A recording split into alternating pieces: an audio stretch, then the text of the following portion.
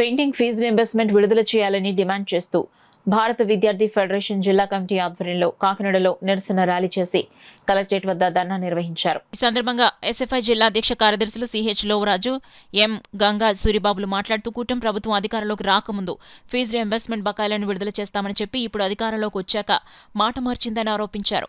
ప్రస్తుతం విద్యాశాఖ మంత్రిగా ఉన్న నారా లోకేష్ యువగళం పాదయాత్రలో విద్యార్థుల సమస్యలను పరిష్కరిస్తాం, ఎటువంటి ఇబ్బందులు విద్యార్థులకు లేకుండా చేస్తామని చెప్పి ఇప్పుడు ఆ మాట ఏం చేశారని ప్రశ్నించారు.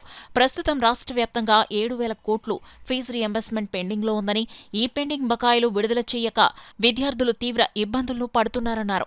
ఫీజు రీయింబర్స్మెంట్ డబ్బులు కట్టకపోతే ప్రభుత్వ, ప్రైవేటు విద్యాసంస్థలు విద్యార్థులను మిడ్ సెమిస్టర్ పరీక్షలకు హాజరు కానివ్వడం లేదన్నారు.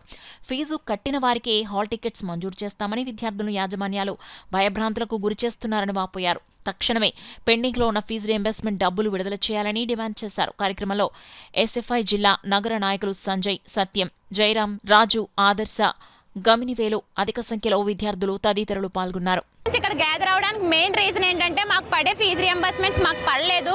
ఇప్పుడు ప్రభుత్వం మాకు ఎటువంటి సాయం చేయట్లేదు. చదువు పరంగా అయితే మా కాలేజీ వాళ్ళు, మా యాజమాన్యం మమ్మల్ని ఏమంటుందంటే మీ ఫీజులు మీరే కట్టుకోవాలి, అప్పుడు తప్ప మీకు మేము మిడ్ ఎగ్జామ్స్ కానీ సెమిస్టర్ ఎగ్జామ్స్ కానీ అలౌ చేయము, హాల్ టికెట్స్ ఇవ్వమని మమ్మల్ని ఒత్తిడి చేస్తున్నాయి. ఇప్పటికిప్పుడు మేము అందరం ఇంత ఫీజు మొత్తాన్ని ఒకేసారి పే చేయాలంటే మా వల్ల, మా పేరెంట్స్ వల్ల అస్సలు కాదు. మేము ఎందుకని ఎంసెట్ చదువుకుని ఇంత కష్టపడి చదివి ఫీజు రీచ్ తెచ్చుకుని మాకు ప్రభుత్వం హెల్ప్ చేస్తారని హోప్తో మేము అందరూ ఇంజనీరింగ్ జాయిన్ అయ్యాం. కానీ ఇప్పుడు ప్రభుత్వం మాకు ఎటువంటి సాయం చేయకుండా మమ్మల్నే మా ఫీజులు కట్టుకోమంటూ మాకు ఫీజు రీయింబర్స్మెంట్ లేకుండా తప్పించుకుంటూ తిరుగుతుంది.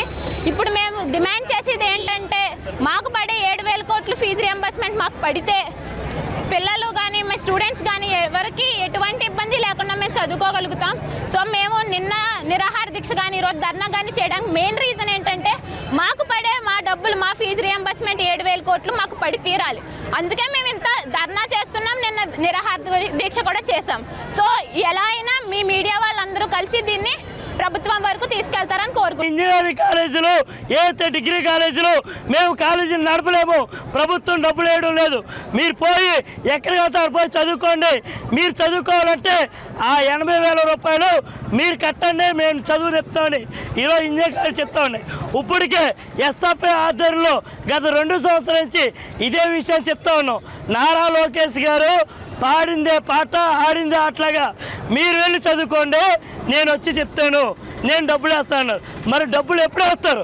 ఈ రాష్ట్రాన్ని ఏదైతే సింగపూర్ లాగా అభివృద్ధి చేస్తా ఉన్నారు, ఈ రాష్ట్రాన్ని క్వాంటమ్ సిటీగా చేస్తూ ఉన్నారు.